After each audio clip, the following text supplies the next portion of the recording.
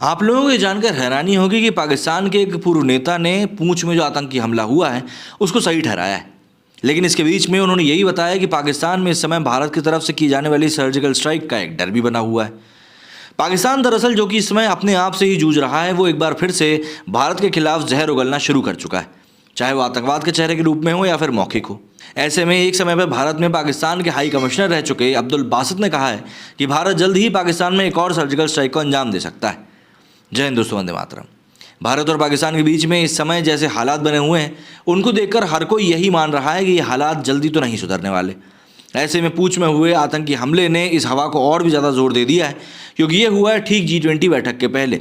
इसके मायने ये भी निकाले जा रहे हैं कि इफ्तार पार्टी का सामान ये ट्रक लेकर जा रहा था और आतंकी संगठन PAFF को यही चीज़ नागवार गुजर गई कि आखिर सेना मुसलमानों से इतनी नज़दीकी कैसे बढ़ा सकती है। इन्हीं सब के बीच में बासित साहब का जो एक बयान सामने आया है, उसने काफ़ी ज़्यादा हलचल मचा दी। दरअसल बासित ने कहा कि 20 अप्रैल को जम्मू के पूंछ में भारतीय सैनिकों पर हमला हुआ था। इसके बाद से पाकिस्तान में यही चर्चा है कि भारत एक बार फिर से सर्जिकल स्ट्राइक कर सकता है। अपने YouTube चैनल पर बासित ने एक वीडियो जारी किया।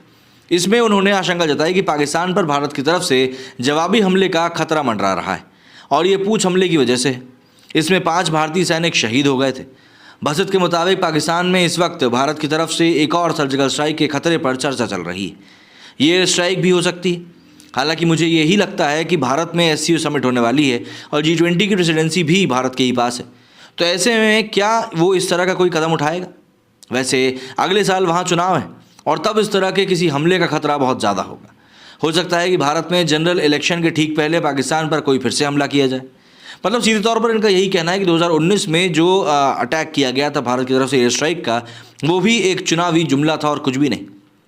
पूंछ आतंकी हमले को बासित ने वहीं पर जायज़ भी ठहरा दिया और उसके लिए तर्क दिया कि चाहे जिसने भी पूंछ में इंडियन आर्मी पर हमला किया, लेकिन उसने सिर्फ मिलिट्री को ही निशाना बनाया, किसी सिविलियन को नहीं। हो सकता है कि ये मुजाहिदीन रहे हों जो अपने हक की जंग लड़ रहे हैं। जब कोई आंदोलन होता है तो उसमें मिलिट्री को ही निशाना बनाया जाता है, आम नागरिकों को नहीं। और भारत बहुत अच्छे से जानता है कि वो अब कहाँ पर खड़ा हुआ है। दरअसल पूंछ में 20 अप्रैल को आतंकियों ने भारतीय सेना के एक ट्रक को स्टिक बम से निशाना बनाया था। हमले में हमारे 5 जवान शहीद हो गए थे। ये जवान इफ्तार के लिए खाने का सामान लेकर जा रहे थे। हमले के बाद आर्मी ने पूंछ के घने जंगल में बड़ा सर्च ऑपरेशन चलाया था। न्यूज़ एजेंसी से बातचीत में एक डिफेंस सोर्स ने कहा था कि हमारे पास मौजूदा जानकारी के मुताबिक इस इलाके में 6 से 7 आतंकी होने की हमको रिपोर्ट मिली। वहीं अगर हम बात करें सर्जिकल स्ट्राइक की, 2016 में पहली सर्जिकल स्ट्राइक हुई थी। तारीख थी 18 सितंबर 2016। समय था सुबह के 5 बजे। 4 आतंकवादी भारतीय सैनिकों के वेश में LOC को पार कर कश्मीर में घुस आते हैं। उनके निशाने पर था उरी इलाके में भारतीय सेना का ब्रिगेड हेडक्वार्टर। उजाला होने से ठीक पहले आतंकी हमला करते हैं। 3 मिनट के भीतर ही आतंकियों ने 15 से ज़्यादा ग्रेनेड कैंप पर फेंके। हमले में भारतीय सेना के 19 जवान शहीद हो जाते हैं। कई घायल हुए। सेना के जवानों ने जवाबी फायरिंग की, जिसमें कि 4 आतंकी मारे गए। देश में हुए इस हमले के खिलाफ गुस्सा था। हर ओर बदला लेने की बात उठ रही थी। सुरक्षा एजेंसियों ने पता लगा लिया था कि ये आतंकी POK से आए थे और आतंकी संगठन जैश-ए-मोहम्मद से जुड़े थे। पाकिस्तान की सेना इन्हें पूरा सपोर्ट देती थी। इसके बाद 29 सितंबर 2016 का दिन था। भारत के DGMO यानी कि डायरेक्टर जनरल मिलिट्री ऑपरेशंस के लेफ्टिनेंट जनरल रणवीर सिंह एक प्रेस कॉन्फ्रेंस करते हैं।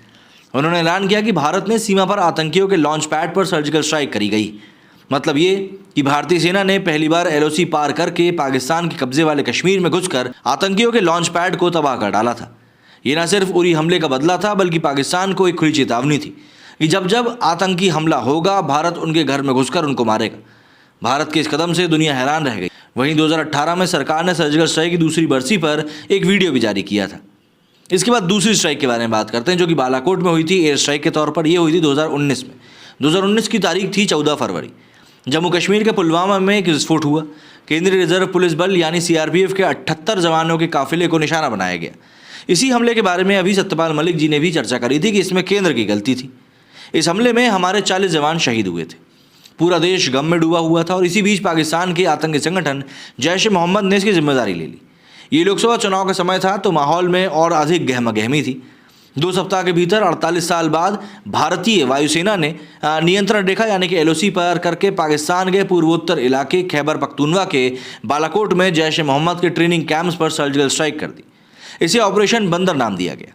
मीडिया रिपोर्ट्स के अनुसार इस दौरान भारतीय सेना के मिराज विमानों ने 150 से 200 आतंकियों को ढेर किया था। मरने वालों में जैश ए मोहम्मद के सरगना मसूद अजहर के साले समेत तकरीबन 1 दर्जन बड़े आतंकी शामिल थे। अब देखिए, ये जो सारी चीज़ें हैं, ये पाकिस्तान दरअसल इस समय सिर्फ और सिर्फ डर के माहौल को बनाने के लिए कर रहा है।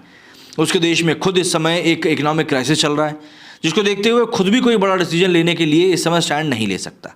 तो जाहिर सी बात है, वो कुछ ना कुछ तो ऐसी ही हरकतें करता रहेगा, और इन्हीं हरकतों की वजह से आज की डेट में कहीं ना कहीं उनको ये भी देखना पड़ रहा है कि भाई आखिर हम चीज़ों को किस तरीके से संभालें। खैर, जो भी हो, इस समय पाकिस्तान में डर का माहौल है। भारत सर्जिकल स्ट्राइक करता है कि नहीं करता, वो एक बड़ा सवाल है, क्योंकि अभी उसके पास काफ़ी और बड़े मसले हैं सॉल्व करने के लिए। और रही बात पाकिस्तान से हिसाब बदला लेने की, तो वो तो भारत कभी भी ले सकता है। आपका इस बारे में क्या कहना है, कमेंट करके ज़रूर बताइएगा। मेरे इस वीडियो फिलहाल इतना ही। जय हिंद, जय भारत।